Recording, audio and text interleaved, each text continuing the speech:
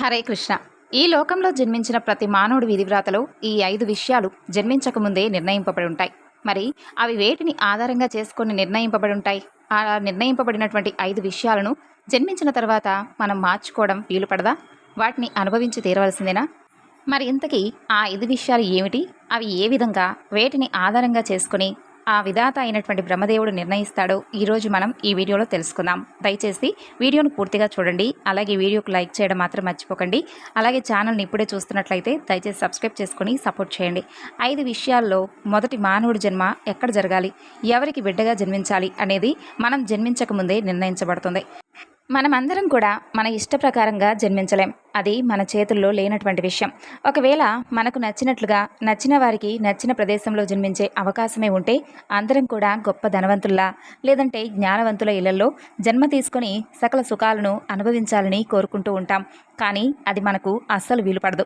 మరి బ్రహ్మదేవుడు మనం జన్మించకముందే మనకు యోగ్యమైనటువంటి స్థానంలో మన జన్మను నిర్ణయిస్తాడట. మరి బ్రహ్మదేవుడు కూడా మనం పూర్వజన్మలో చేసినటువంటి కర్మఫలాలను ఆధారంగా చేసుకొని మనం ఎక్కడ జన్మించాలి అనేది నిర్ణయిస్తాడు. మన విధిరాతకు మనం చేసినటువంటి కర్మకు సంబంధం ఉంటుందట. మనం చేసినటువంటి కర్మల ఆధారంగానే మన భవిష్యత్తు ఆధారపడి ఉంటుంది. ఇక రెండవది మన వివాహం. మన వివాహం ఎప్పుడు, ఎలా, ఎవరితో జరగాలి అనేది మన విధిరాతలో ముందుగానే నిర్ణయించబడి ఉంటుంది. దాని ప్రకారమే మనకు వివాహం జరుగుతుంది.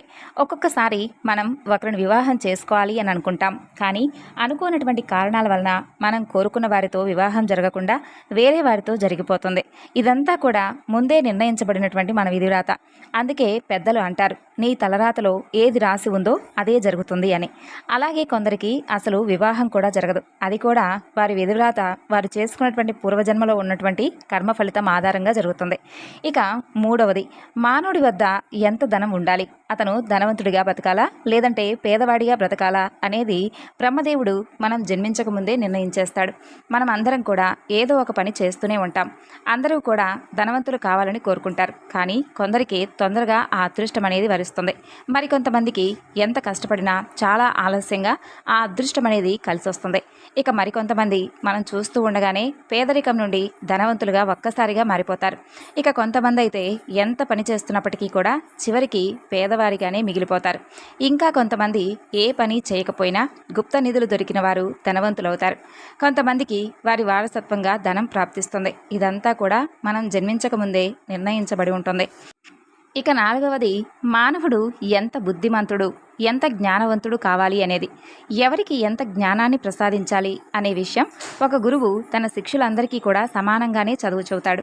కానీ కొందరు శిష్యులు తొందరగా విద్యను నేర్చుకుంటారు. కానీ కొంతమంది శిష్యులు దానిని తొందరగా అర్థం చేసుకోలేరు. ఆ బ్రహ్మదేవుడు అందరినీ కూడా ఒకే విధంగా నిర్మిస్తాడు. అందరికీ కళ్ళు, ముక్కు, చెవులు, ఆలోచించడానికి మెదడు ఇస్తాడు. కానీ ఈ లోకంలో కొందరే ఎక్కువ బుద్ధిమంతులు, కొందరు మందమంతులుగా మిగిలిపోతున్నారు. ఇక కొందరు తెలివి తక్కువ వారు ఉంటారు. మరి అందరూ కూడా ఒకే విధంగా ఎందుకు ఆలోచించలేకపోతున్నారు? ఇదంతా కూడా మనం జన్మించకముందే నిర్ణయింపబడి ఉంటుంది కాబట్టి. ఇక ఐదవది, మానవుడి యొక్క మృత్యువు ఎప్పుడు, ఎక్కడ, ఏ వయసులో, ఎలా జరగాలి అనేది మృత్యువు కూడా మనం జన్మించకముందే మన విధిరాతలో నిర్ణయించబడి ఉంటుంది. దానిని కూడా ఎవ్వరూ తప్పించలేరు. అందుకే కొంతమందికి చిన్న వయసులోనే అకాల మృత్యు అనేది సంభవిస్తుంది. ఇక మరికొంతమంది రోగాలతో పీడింపబడి మరీ మరణిస్తారు. మరికొంతమంది వేరే వారి చేతుల్లో మరణిస్తారు. ఇదంతా కూడా మనం జన్మించకముందే నిర్ణయించబడి ఉంటుంది. చూశారు కదా, ఇప్పుడు చెప్పినటువంటి ఈ 5 విషయాలు కూడా మనం పూర్వజన్మలో చేసినటువంటి కర్మల ఆధారంగానే నిర్ణయించబడి ఉంటాయట.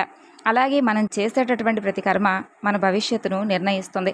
ఒకవేళ ఈ జన్మలో చేసినటువంటి పాపాలకు శిక్ష అనుభవించకపోతే అవి వచ్చే జన్మలో అనుభవించి తీరవలసిందే. కర్మ ఎప్పటికైనా కానీ తిరిగి మన వద్దకే వస్తుంది. అదే కర్మ సిద్ధాంతం. విన్నారు కదండి. మీకు ఇంకా ఈ యొక్క వీడియో కనుక మీకు నచ్చినట్లయితే మరిన్ని వీడియోస్ కోసం మొదటిసారిగా ఇప్పుడే మన ఛానల్ను చూస్తున్నట్లయితే దయచేసి ఛానల్ను సబ్స్క్రైబ్ చేసుకొని సపోర్ట్ చేయండి. మరొక చక్కని వివరణతో మరలా తిరిగి మరొక వీడియోలో కలుసుకుందాం. అంతవరకు నమస్కారం. హరే కృష్ణ.